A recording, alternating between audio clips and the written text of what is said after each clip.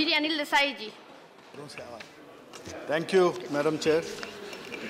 I rise in support of this Fugitive Economic Offenders Bill 2018, which provides for measures to deter fugitive economic offenders from evading the process of law in India by staying outside the jurisdiction of Indian courts. This bill seeks to confiscate properties of economic offenders involved in offences which are having more than 100 crores or more value. I think this may be a point of debate, but other legislations to this effect are very much there.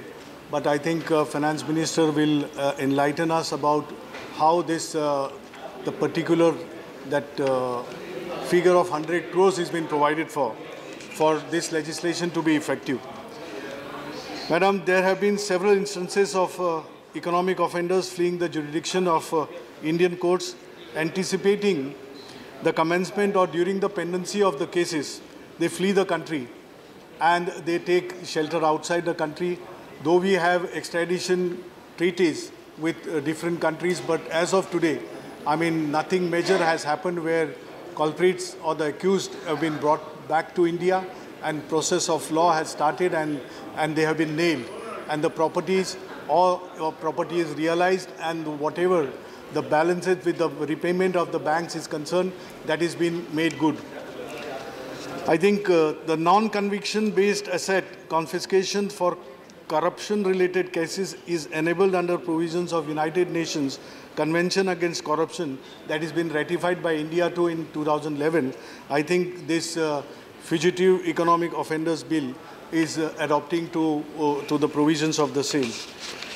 Madam, today the banks or the financial institutions are going through a very precarious stage, and offenders like Malia or Nirav Modi, as has been mentioned and said by my colleagues, my members, that this has been for the first time that it has come to such a bad shape, that banking sector has come to such a bad shape, that recovering out of it is a big question. As Harvanshi, when he was speaking, he mentioned about how the situation is worsening. It was 8 lakh crores, it rose to 10 lakh crores and going above that, and it is apprehended that the amount that the NPA would go to the figures which we cannot imagine. And if this happens, this will be a great setback to the Indian economy. I mean, Finance Minister has on various occasions has been answering the questions also, like yesterday what he shed light on, how Swiss Bank and how deposits are going there, what is the situation, what was earlier. And I think these expeditious steps which are being taken by the government would really lessen the anxieties of the people at large in India, and will be able to restore the faith what a common man has been having in the banking sector. Madam, this banking sector has been facing the loans which are being affected by these economic offenders, willful defaulters. It is been decorated with the help of some other agencies, some other people also. Political influence is one, but we should really be serious about it. That is, chartered accountants or the accountants who shape up their accounts, who window dress their accounts and help the misdeeds of these economic offenders should also be checked.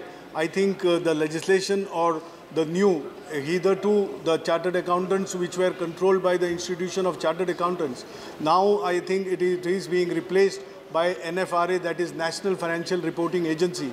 I think National Financial Reporting Agency plays a very vital role, and the Government of India will be giving strength to and the required assistance and required power which is necessary to see that these misdeeds are arrested in the beginning, that it is a step, the rot is stemmed right in the beginning. Otherwise, this kind of situation which is happening in the financial institutions and banking sector, this will never take Indian economy on a roadmap which is envisaged by the Government of India or Prime Minister with his all dream projects which is to come true by 2020.